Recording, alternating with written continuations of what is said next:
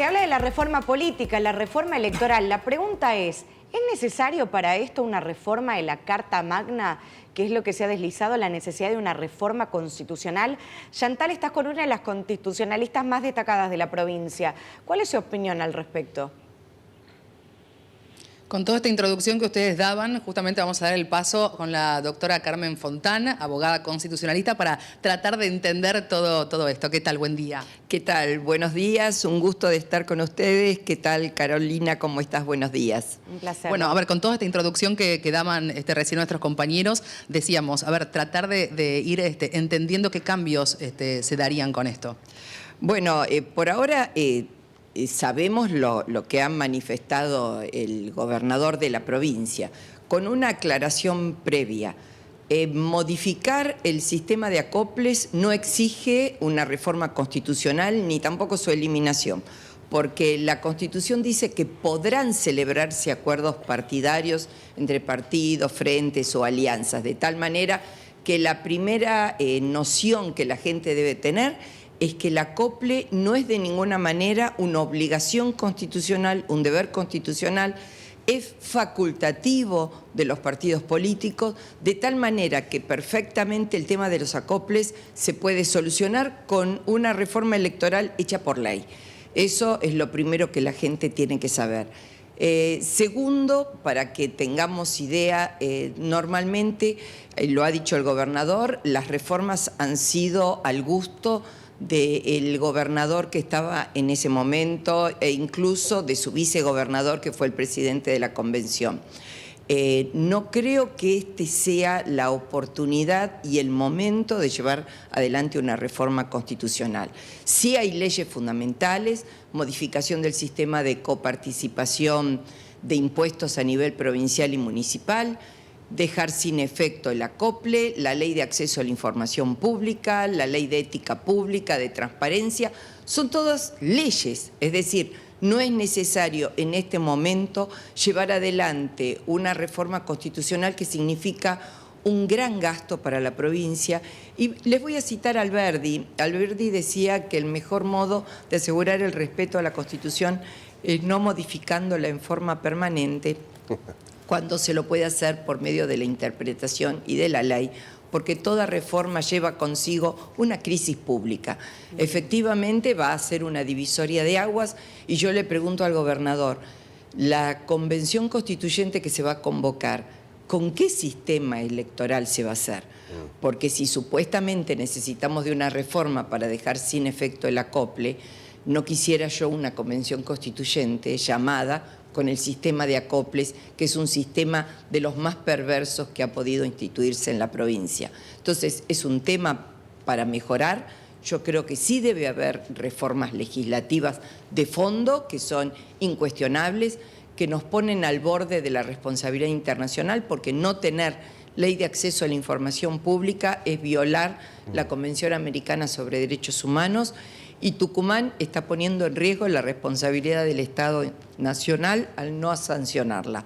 De tal manera que no veo que este sea el momento oportuno. Tucumán está en crisis y es una crisis económica de fondo como todo el país, y creo que es el momento de ponerse a trabajar en reformas legislativas importantes. Autonomía municipal la tenemos en la Constitución, nunca se sancionó la ley. Bueno, voto electrónico lo tenemos en la Constitución hace 20 años, nunca se llevó adelante. Boleta única se puede hacer por una reforma legislativa, de tal manera que no hace falta movilizar a toda la sociedad para llevar adelante una reforma que se puede hacer por ley. Si usted cree que no hace falta justamente la reforma constitucional, ¿qué cree que es la idea del gobernador Osvaldo Jaldo de querer introducirla? Yo creo que posiblemente, porque no veo cuál puede ser el trasfondo, pero se ha hablado, por ejemplo, de una representación departamental, no por secciones. Y sabemos que hoy quien se adueña de los municipios y de las comunas, se adueña de hecho de los departamentos. Es decir, que si nos están hablando de una representación departamental, creo que volvemos a estar exactamente en el mismo punto que estamos con los acoples. De tal manera que esto sí tiene que reverse. Hay muchos proyectos. La mesa del diálogo del arzobispado, cuando hizo firmar ese compromiso, le llevó a todos los legisladores el proyecto de ley de acceso a la información pública que había sido elaborado, de tal manera que los proyectos están. Yo creo que no tenemos en este momento ningún problema con el tema de las reelecciones, a tenor de la doctrina de la propia Corte Suprema de Justicia de la Nación, de tal manera que no se han volteado capítulos completos, como ha dicho el gobernador. Y la gente tiene que saber, señores, los derechos, los deberes están en la Constitución Nacional. Ni siquiera tendrían que estar escritos en la Constitución Provincial. Ese es un piso de mínima que nos otorga la Constitución Nacional. Obvio que la provincia nos puede dar más. Pero, por ejemplo, quien lee la Constitución sabe que el derecho a la salud es un derecho humano fundamental y el remedio, los remedios, también son derechos humanos fundamentales para nuestra Constitución. Yo le pregunto a la gente, ¿cuánto están pagando los remedios? La gente no accede a los remedios, pese a que tenemos una cláusula así en la Constitución de Tucumán. Entonces, lo que hay que hacer son acciones de gobierno claras. Quieren poner límite a los gastos, traten la cuenta de inversión. En Tucumán nunca se trata la cuenta de inversión. La cuenta de inversión no es más ni menos que una rendición de los ingresos y los egresos que tuvo el Estado provincial de cara a la sociedad. ¿Quieren poner topes? Esa es la manera, cumplir con la Constitución. Caro, Jorge, pueden hacer consultas, usted está escuchando. Muchísimas gracias. Doctora Fontán, una de las excusas... No, al contrario. Un placer. Una de las excusas, o en realidad no excusas, Gracias. uno de los argumentos que hemos escuchado en este último tiempo de aquellos sectores que sí apoyan esta convocatoria a una reforma constitucional es enmendar los parches que la Carta Magna Provincial tienen. Usted ha dejado en claro que eso no es necesario, que los remedios son naturales y partes de la legislación en este sentido. Exactamente, con los remedios están en la propia ley. Además, la doctrina de la Corte, en el momento en que descalificó como inconstitucionales varias disposiciones de la Constitución, hizo la interpretación adecuada. En el caso de la dieta, por ejemplo, de los legisladores, que declaró inconstitucional que la fije el vicegobernador, perfectamente puede ser hecha por una resolución de la propia Cámara de cara a la sociedad.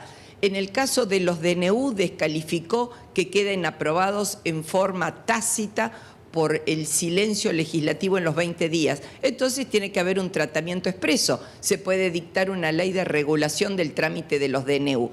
No es necesario hoy poner a los tucumanos, abocarlos a reformar la Constitución, pero sí a hablar y a tratar oposición, oficialismo, todas las fuerzas de la sociedad, a tratar leyes fundamentales que efectivamente están haciendo falta para Tucumán. Carmen, Jorge te saluda. Hay un aspecto... ¿Qué tal, Jorge? Buen día. ¿Qué tal? Buen día. Hay un aspecto de las declaraciones del gobernador que él habla de la invitación al Poder Judicial a sumarse a este proceso de reformista. Si tuvieras que destacar algún aspecto en el cual vos decís, si en este aspecto el Poder Judicial tiene que actualizarse, ¿cuál sería?